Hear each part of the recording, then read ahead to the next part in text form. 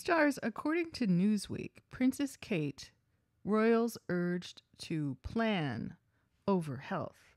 The British royals have been urged to come up with a plan to manage press and public expectations about Princess Kate's health and return to duties if her absence continues beyond the summer and into the fall. They're going to have to come back from the August break with a plan for how to manage public opinion. Newsweek's chief royal correspondent Jack Royston told a British news show on Wednesday. Kate has not appeared at an official public event since Christmas Day amid her ongoing health issues, first with recovery from an abdominal surgery and then undergoing preventative chemotherapy following a cancer diagnosis. Kensington Palace has maintained that no running commentary would be given about the princess's treatment and recovery, stating that she will return to her public duties only when her medical team has given her the green light to do so. The last major update on Kate's health was given by the princess herself in her March 22nd video statement announcing her cancer diagnosis. In the interim, Prince William has been out and about with... Prince William has been asked about his wife's condition during public appearances. In May, he told well-wishers that she was doing well. Now, as the monarchy heads into one of its busiest periods of the year, without one of its star members, a British news show has heard that the institution needs to come up with a plan. Wow! What do the people in the Kensington Palace press office do if they don't come up with a plan? And why should we believe that the last 6 months wasn't part of a plan? As chaotic and unprofessional as it seems, maybe it's desperately chaotic and confusing and misleading and inspiring of theory and analysis by lay people simply because that vacuum of information was allowed to exist for that very purpose. Sky News anchor Kay Burley told Newsweek's Jack Royston that an information vacuum was about Kate's health had started to rebuild after a similar instance in February prior to the cancer announcement led to the spread of conspiracy theories and tabloid gossip, or what we call thinking people's analysis about mixed signals, misinformation, outright lies, and digitally altered images. It's starting to emerge again, but only at a low level, significantly lower than we were seeing in kind of late February and through March, Royston said, noting the need for preemptive action, or how about just professional press corps work? Remember that word, work? Where you do the work and you issue accurate statements that meet global journalistic standards without fake pictures, suspicious video, and comparisons to the press operations of what? North Korea and Iran. Wow. How about that? I think they've got time. I think that they will survive until the autumn. What an interesting choice of words.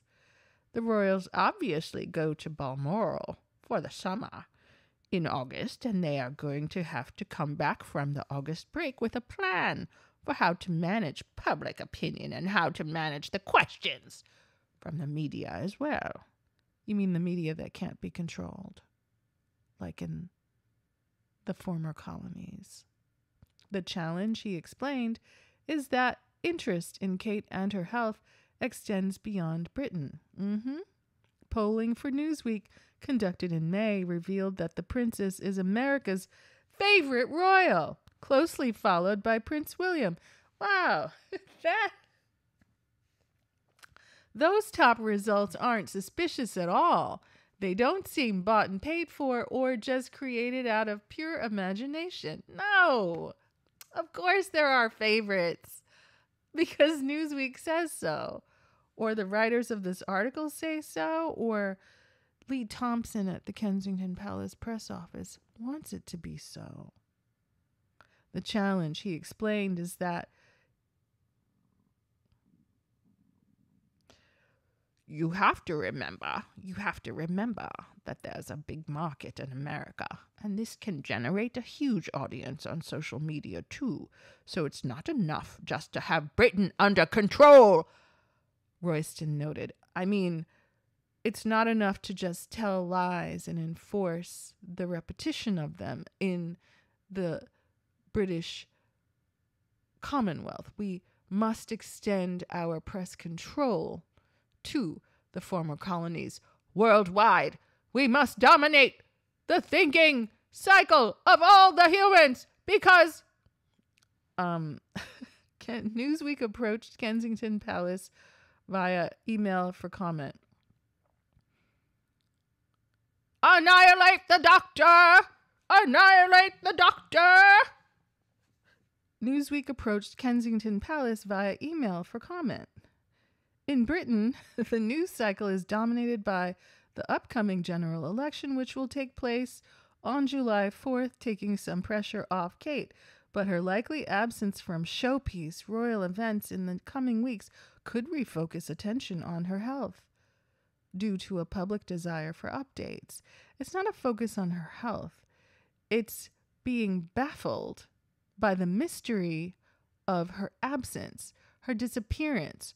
No voice, no credible comments, no phone calls. Her friends say she's out of touch. Her staff say they haven't heard from her.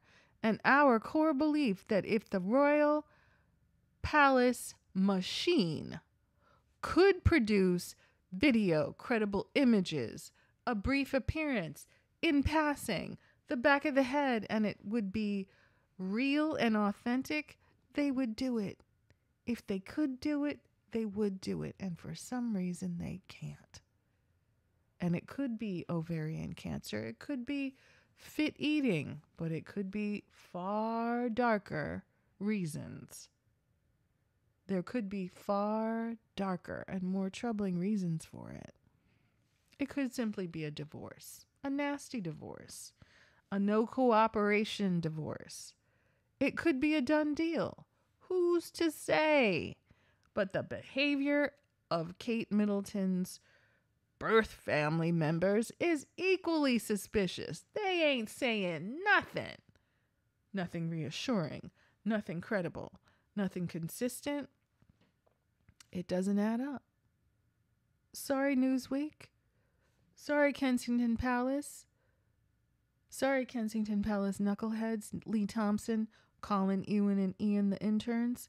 It doesn't add up. It doesn't make sense. You need to outsource your press activities because y'all don't have a goddamn idea what you are doing. It doesn't make sense. It's not believable. It's one article after the next article after the next article in a timeline that is total BS. None of the targets get hit. The goalpost keeps moving. It just has to be smoke and mirrors to cover up for what's really going on behind the curtain of the Wizard of Oz. And we can't wait for the reveal. We hope Kate Middleton's A-okay, but somehow it feels like 6 months on, that might not be the case. But let me know what you think, stars. June 17th. On June 15th, the annual Trooping the Color military parade and Buckingham Palace balcony appearance, usually a showcase for Kate's celebrated style by the senior royals, are set to go ahead. Will Thomas Kingston's widow be in attendance? Woo! I don't know what is going on with that part of the Kate Middleton saga, but it'll certainly be interesting to see if the royal boot is on old girl's neck heavy enough, right? Lady Gabriella, to get her out on that balcony behaving as if ain't nothing going on.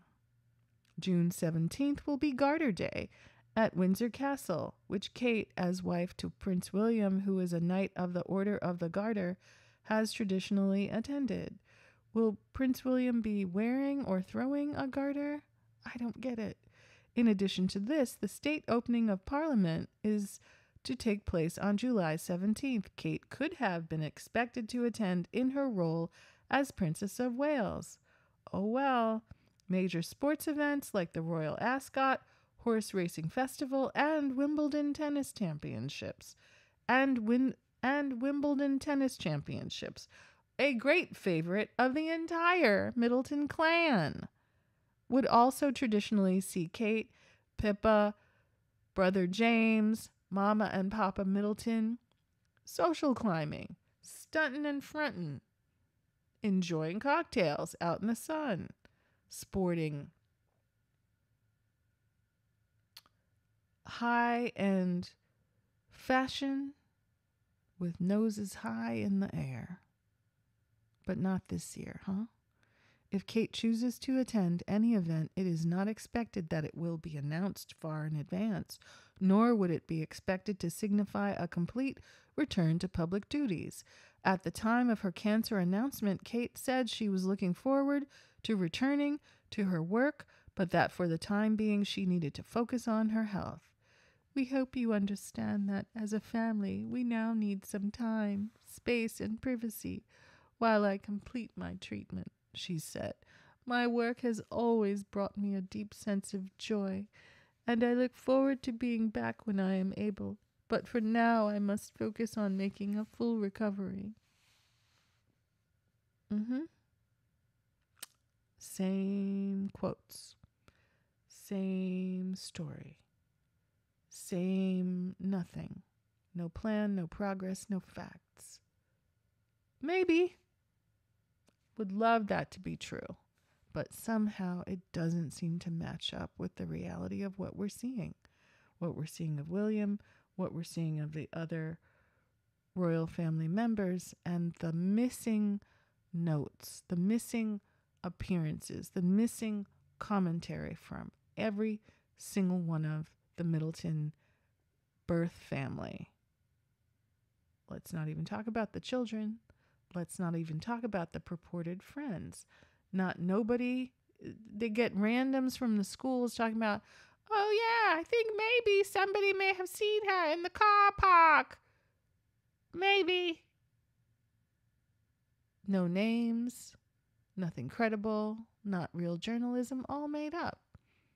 Lee Thompson is probably sitting there in a flowered shirt, enjoying a highball, and making up all these quotes. It is entirely possible that that's the case, for as much journalistic credibility that any of this drivel we've gotten since the 1st of 2024. It just doesn't have credibility. It does not ring true. The words don't match up with the actions, with the appearances, without the commentary about Kate Middleton. And then to disparage sincere interest in the health and safety of Kate Middleton as conspiracy theories. Oh, I can't believe the useless eaters have opinions about all this propaganda about royal family this and how colonialism was great that has been being forced down our throats without our consent, without our permission, without our desire. Decades of it, and now we can't ask a question? How dare we think and have questions? And from the colonies? Oh, no, mon Dieu. Get over it. Get over yourselves. Come with the real information. It's time to come clean. Hold a press conference tomorrow. Prince William, King Charles, Camilla, all of them. Stand there and tell us what's actually been going on. How about that? How refreshing would that be? Let me know what you think, stars.